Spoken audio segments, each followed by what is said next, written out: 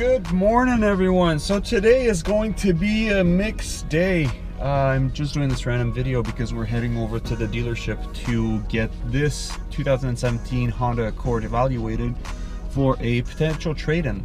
We will be getting out there. We will be getting this car evaluated. I have some differential oil and some transfer case oil with some additional synthetic Lucas that I will be putting into the Range Rover later on. I also started doing some additional work to the Honda Prelude, which is already stored for the winter, but I started looking at a few things that were not fully completed, some wires that needed to be tucked in. I put on the power steering back on, and I ordered some 1000 cc's injectors that should be in hopefully by next week. The only thing missing for next summer will actually be the Honda RTP Neptune or even Modus, whatever I can get, to get the ECU tuned for the proper air fuel ratio and proper timing. So anyways, we'll be heading out there and I will show you guys what the new car will be. This is it, folks. We are at Subaru, so we're gonna be checking out an Impreza. So I'll show you guys a bit later, if I can, what we got. So I just finished a little visit of the Subaru, and yeah, so this is it.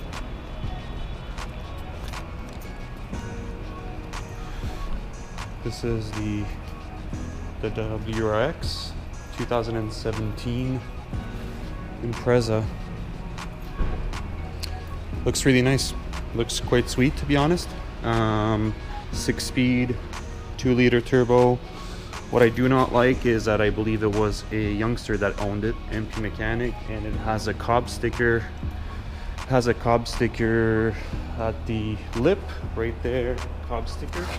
And in addition to the sticker, some of the plastics that were removed in the engine bay, meaning that someone probably played with the engine. I think that someone put an aftermarket air intake, and when they decided to come and trade it in at Subaru, he put back the OEM thing so that he can get a better value for it, and probably said that he did nothing to the engine. I worried that he plugged in the Cobb and that he played with the boost because it idled a bit funky. So anyways, I didn't take it for a test drive because I didn't want to waste anyone's time. But they're gonna call me back. They're gonna call me back later to let me know how much they're gonna give me for my car, and maybe we're gonna go from there. Maybe try another WRX. So anyways, I'll try to go to another dealer. Maybe I can film something else. What is up, folks? I am back from the dealers actually. I went to 2 dealers today. The first one was a Subaru that I just showed in the previous clip, and the next one that I didn't film was I went to see one of my buddies that works at one of the Hondas in Hull. So thank you very much, Jer. Actually, shout out to him. I really enjoy every time I go to see him, not only because he's my buddy, he's quite transparent about everything. He looks like a salesman, he acts like a salesman, but you know what? He's actually a pretty good guy. So if ever you guys do want to buy a car from Honda, and you want someone reliable, someone that you can trust, go see him. I'll leave the address right down here. Anyways, next step is cleaning up the pan. I have my gloves ready, have my bottles ready, have my pump that I'll be cleaning up so that there's no dirt or anything like that before I fill it up. And I will be once again lifting the car and getting all of that fun stuff prepared.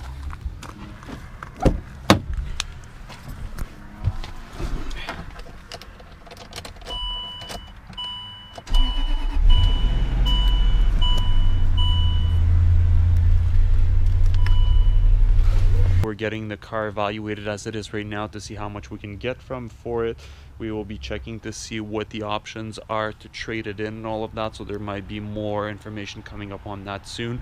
But as for today, what I'll be doing is, last time I left off the video with the transfer case of the Range Rover and the front diff waiting to have the oil change done. So that's what I'll be doing today. It's quite nice outside. Nice is 10 degrees actually. Quite cold, but it is nice for November. Yeah, we're November 1st. So yeah, what I'll be doing is I'll be starting the car, lifting the suspension up, same procedure as last time. Let the transfer case, let the oil of the diff warm up, and then drain it, check for shavings in there, fill it up properly with some Lucas, Royal Purple, and all of that good stuff. and take it for a spin on the road to see how the diff and how the transfer case acts. So yeah, I'm getting my stuff ready here.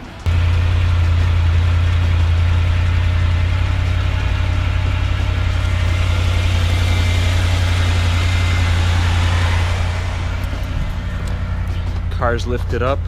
Next step, I'll go get the rest of the stuff ready, get my toolbox, and let the car warm up and get stuff done.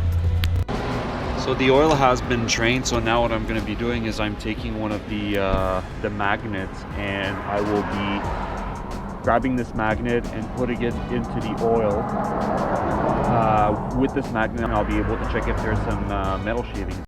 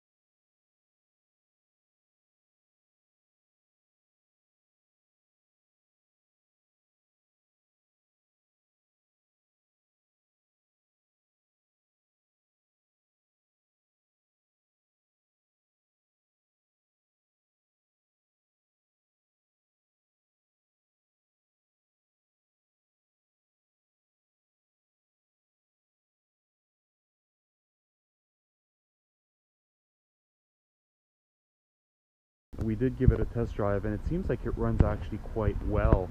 It runs very, very well compared to when we picked it up. And drove it.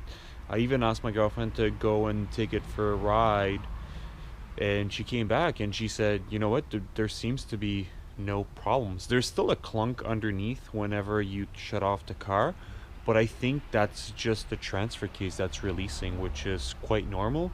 And the noise is actually, it's just a clunk that's getting lower and lower as we move on. I think that the fact that we're driving the truck now is making a difference. A lot of people online, people that have Range Rovers, claim that if you don't drive them for for a certain period of time that then they kind of fell rusty whenever you take them afterwards. Once you drive it regularly, the truck drives quite well. So I think that changing the oils in the transfer case and in the diff probably helped. Even that the synthetic Lucas oil additive probably helped a lot. So we'll continue to drive the Range Rover and see how it goes. But so far, Range Rover is A1. Nothing left to be fixed on it, to be honest, so I'm quite happy with that.